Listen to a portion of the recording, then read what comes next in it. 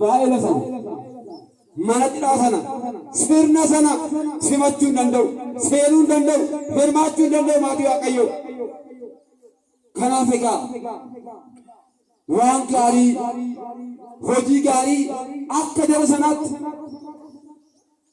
gaafa gooftaan dhufu gaafa barri kun dhumu gaafa mootummaa Waaqayyoo dhiyaate gara kootti koottaa simadhaa gaafa jedhamnu olii gadi fiigurra har'a haa deebinu. Har'a haa deebinu maatii Waaqayyoo. Har'a deebinee hojii gaariidhaan waan gaarii hojjechuudhaan waan gaarii yaaduudhaan waan gaarii dubbachuudhaan iddoo gaarii ooluudhaan amantaa keenyan jabaachuudhaan har'aa qophoofnu. Boru keenyaa miti maatii Waaqayyoo har'aa keessan. Boru keessanii miti keenyaa miti. Inni biraa immoo jaalala haa qabaannu. Andimtaa wangeera osoo laattanii zayitiin dhume kun gama tokkoon jaalalaadhaa jedha. Namni jaalala hin qabne mootummaa Waaqayyoo argachuu hin danda'u. Namni obboleessa isaan jaalanne mootummaa Waaqayyoo argachuu hin danda'u. Sirna kana hirmaachuu hin danda'u. Karaa biraatiin immoo kitaabni kan jedhu gooftaan kan jedhu qulqulloota haadha isaan warra maaramii qulqulloota ergamoota qulqulloota wareegamoota waliin taanee isaan kabajnee isaan maqaa waamnee isaan kadhannee isaan itti amannee maatii Waaqayyoo bakka isaan galan sana ga'uu dandeenya. Har'a haadha keenya qulqulleetti dubaroo maaramii. Har'a mana ishee keessa jirra. Har'a harka ishee irra jirra. Haadha keenya dubaroo maaramii haa qabannu.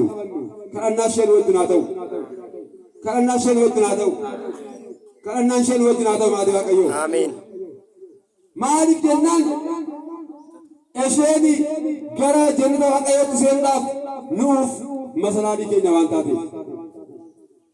Nuuf bu'uura keenya waan taateef.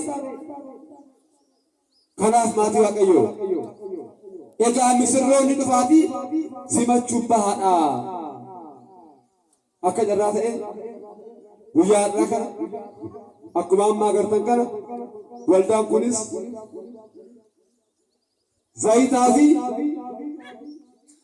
ibsaan akka jalaan dhumne gaafa gooftaan dhufu akka hin rakkanne kallattii fayyinaa nuuf banee jira. Kallattii fayyinaa nuuf saaqee jira. Waliin koottaa haa tajaajilu.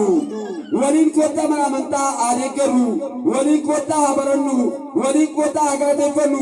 Waliin koottaa mana Waaqayyoo keessa haa jiraannu jedhee waldaan kun isin waama.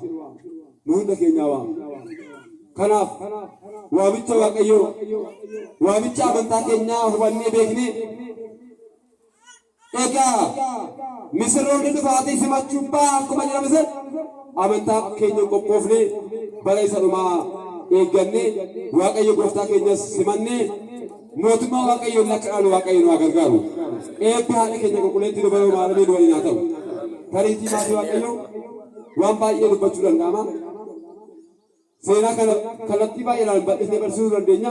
Haa ta'uutii garuu gama tokkoon abboonni harka dhaabbachaa bulanii ammas dadhabbii jiru waan ta'eef isinis immoo sa'aatii baay'ee si jala ga'uun barbaannu kanumaan nagahaa kan nu barsiisu kan nu gorsu kan nutti himu Waaqayyo abbaan keenya maqaan isaa bara hanga baraatti kan kabajamee fi kan gaatu nuuf haa ta'u. Egaa misirroonni dhufaatii jiraatii simachuudhaaf bahaadha. ወስብሐት ለእግዚአብሔር።